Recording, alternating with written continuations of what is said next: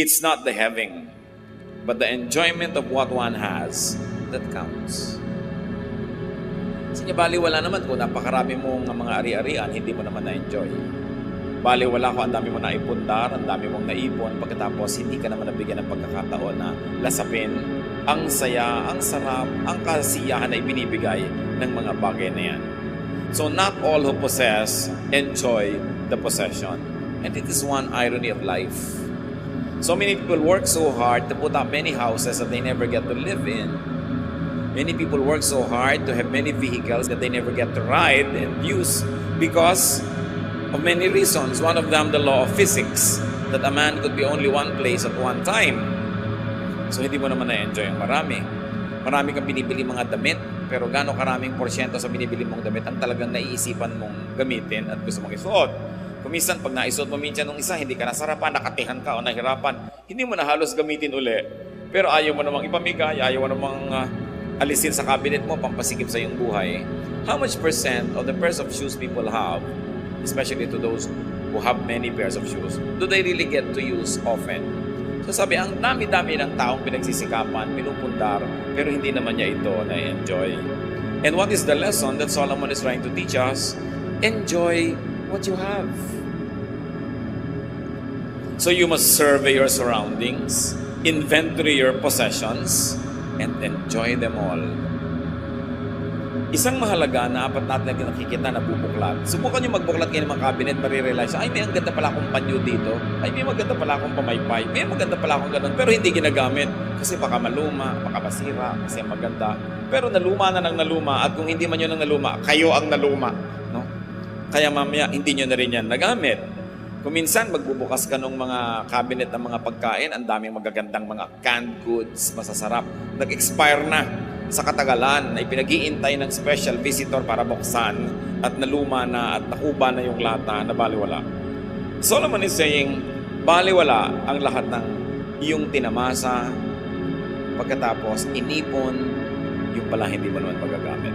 So every so often as possible, you must take a look and take an inventory of what you have and decide to enjoy what you have. And if you think that you cannot enjoy it in the next 3 or 6 months, give it away. No? Pati po mga damit natin, pagka hindi niya nagamit ng 6 months yan, in the last 6 months, ibig sabihin hindi niya na magagamit yan, ipamigay nyo na para magamit na yan ng iba. Kasi laging hiniwalay mo na, gusto mo na ipamigay, pero nung tingnan mo ulit, teka, maganda pa to, balik na naman sa cabinet. No? Pero ang nangyayari lang, nagiging liability. Do not be obsessed with conservation. Do not be obsessed with preservation. Na baka pag ginamit natin ang sofa, masira. Baka pag ginamit natin yung magandang tea set, mabasag.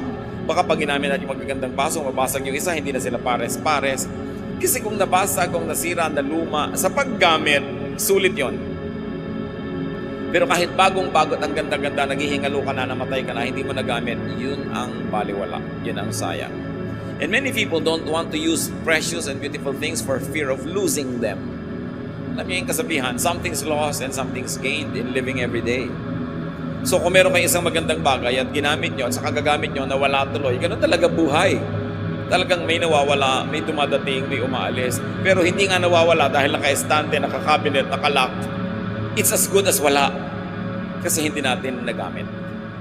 Ang daming mga tao, ang dami nilang Bibles. Pagkaraw naming Bible, pero isa lang naman ang ginagamit nila. You give it away so that people will have good use for your Bibles. Except if you're a scholar and you're always wanting to refer to different versions, but give them away. Ang dami nating gamit, kahit tayo tinatawag na mahirap o hindi tayo mayaman, ang dami pa rin nakatago. Ang gagandang mga panyo, mga bordado, hindi na nagagamit kahit kailan. Yung pala hahawakan niya pagka siya'y nakaburol.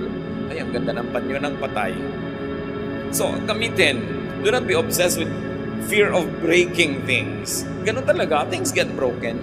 Parang natatakot ka palang mabalian, so hindi ka na nag-sports. Natatakot ka palang malunod, so hindi ka na lumangoy o nag-swimming. Natatakot kang bumangga yung sasakyan, so hindi ka na umaalis ng bahay. Dapat ang tao na bubuhay siya ng buong buhay, ginagawa niya lahat ng pwede niyang gawin para makaiwas siya sa mga sakuna at ipinapasa Diyos na niya yung resulta nun. But go on living because life is short. As we have been told that life is 70 years. And if one was very healthy, probably 80. Pero hanggang doon pa rin yun, maiksi yun, kaya hindi dapat sinasayang ang mga sandali. Karamihan, itinuturo sa mga pulpit na tulad nito, sa mga religious gathering, na lagi na lang magtiis ka, magtipid ka, pero hindi yon ang nakikita natin talaga itinuturo sa Biblia, lalo ni Solomon. Because God likes us to have a full life. Life is a gift from God. It is not a problem to be solved. It is a gift to be enjoyed. And a very high level of spirituality is to find the maximum enjoyment in life that God has pre-designed and God has preordained for His people to enjoy. Hindi naman tayo nilikha ng Diyos para parusahan o torturen. Nilikha niya tayo para lasapin natin ang kanyang kabutihan at ang lahat ng kagandahan ng kanyang loob. Of course, things will wear out, things will depreciate, things will fade and tarnish, even disintegrate. But if that happens, while you are deriving enjoyment and satisfaction from those things, then they would have served their purpose. Basta gamit, ang gamit, sulit. Pero kung hindi nagagamit, baliwala. Bibili ng pagkaganda-gandang sofa, tatakpan ng plastic, at nakaupo sila lahat sa mga bangko, nakaupo sa tabo, sa lata, sa lalagyan ng floor wax, no? Dahil ayaw gamitin ang sofa. Pero ang ganda-gandang kusina, tapos nandun sa dirty kitchen gumagawa. Ano, sasampahin mo, sabihin, good morning kusina, ayaw kitang galawin. Gagawa ng mga magagandang mga ilaw, tapos ayaw pasindihan. Bakit pa? No? So, kailangan ang tao nagpapasalamat sa Diyos. At isang paraan ng pagpapasalamat is to enjoy what God gives us. Parang kayo, pag nagregalo kayo sa isang tao, ang gusto nyo makita, ginagamit niya yun. Hindi itinatago lang niya sa estante. Ako mayroong isang tao na tuwing Pasko nireregaluhan ko noon, ngayon tinigilan ko na kasi hindi ko nakikita ang ginagamit. Nakalak lahat sa cabinet. Sayang lang. Baliwala.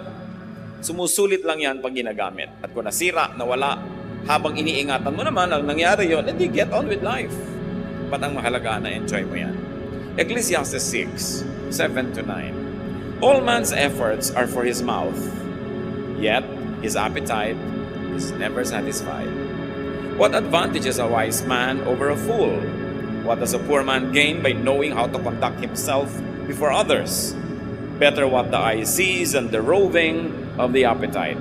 This too is meaningless, a chasing after the wind.